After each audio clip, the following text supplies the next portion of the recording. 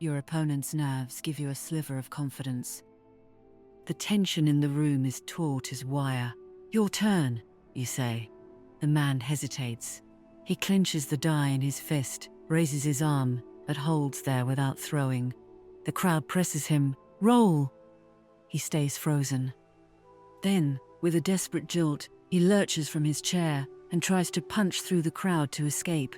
3 men seize him. Others shout, "Where are you going? Trying to run? Who doesn't roll loses both hands." More voices, louder. "So you meant to cheat." The hall devolves into a chaos of songs, jeers, and curses. Your opponent is dragged off into a nearby room. "And don't stain the floor," the barkeep hollers, more annoyed than surprised.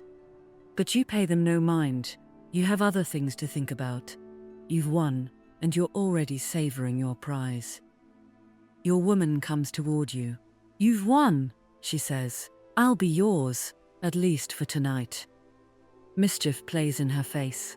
She looks you up and down, curious, perhaps, about your foreign cut, or measuring how well you'll keep her company through the night. "I couldn't have wished for better company," you tell her.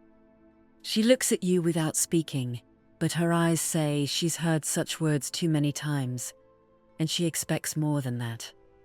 She takes your hand and leads you to one of the doorways you noticed. Beyond the threshold, you climb a narrow wooden stair, lit faintly by small red lanterns. The steps creak under your feet. At the top, you come to a rather secluded room. A small lamp spills a soft light. The room isn't large, but it looks comfortable. Rugs are spread across the floor, and tapestries on the walls depict pleasures and cresses. There's a wide bed, and beside it a small table with a jug of water, wine and beer, a tray of fruit and bread. "What's your name?" you ask. "It doesn't matter," she answers. "Here you can call me what you like." She slips her arms around your waist, caresses you. She dances for you, embraces you, moves with seductive grace. Her motions are practiced and ardent. Her fire, you think, is hotter than the liquor you drank a little while ago. For a time you forget your troubles and let yourself drift through a long night of play and passion. It's well into the day when you wake. You're roused by the gurgle of water from the jug and the sound of things being moved. Your night's lover is already dressed, set to sail other shores. You dress quickly, gather your things. Before she can leave, you catch her wrist. She looks a little startled. For a moment, her gaze is tired but kind. Then it turns sly again. "What is it? Not sated yet? After another night?"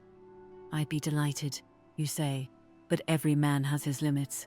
Then you grow serious. "Before you go, I want to ask you something about the people of this city." She pulls back her arm and lowers her gaze. The smile is gone, replaced by sudden gravity. "Not many questions get asked here," she says. "And what could a simple prostitute know that would interest a traveler?"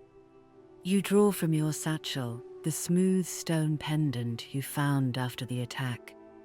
"Can you tell me anything about this stone? Have you seen it before?" She studies it a moment, then goes silent and moves away.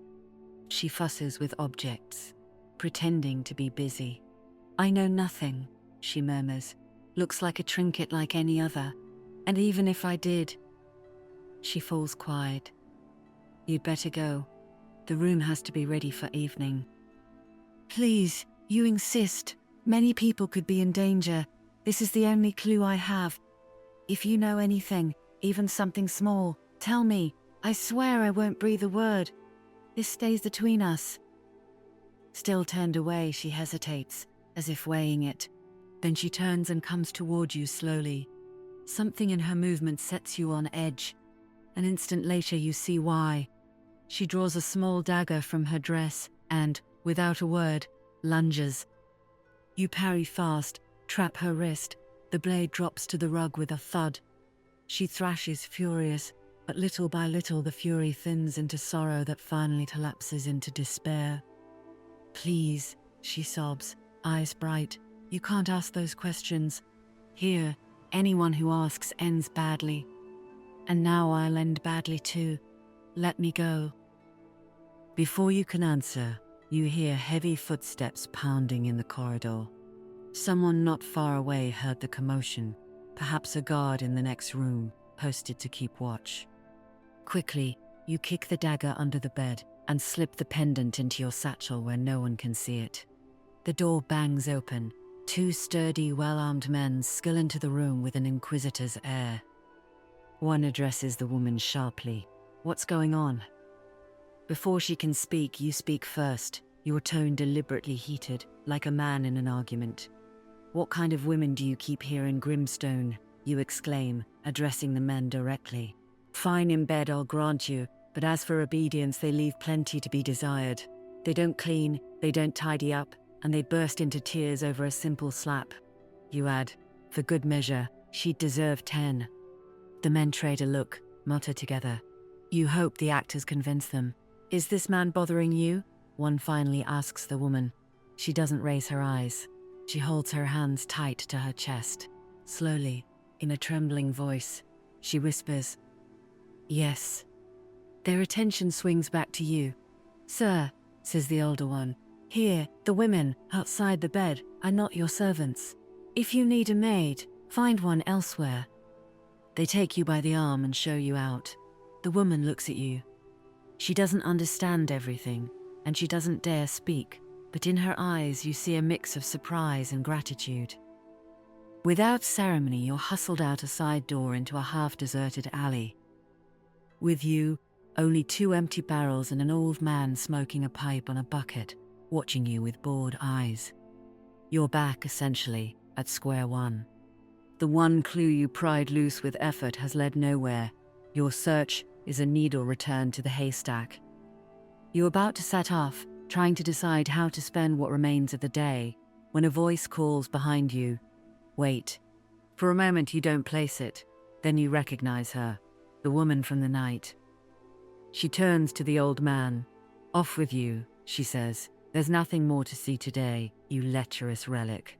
The man mutters a curse under his breath, rises, and shuffles off with his bucket. Then she turns to you. Her voice, though familiar, sounds different, no longer playful and coaxing. Now it's low, more sober, perhaps more sincere.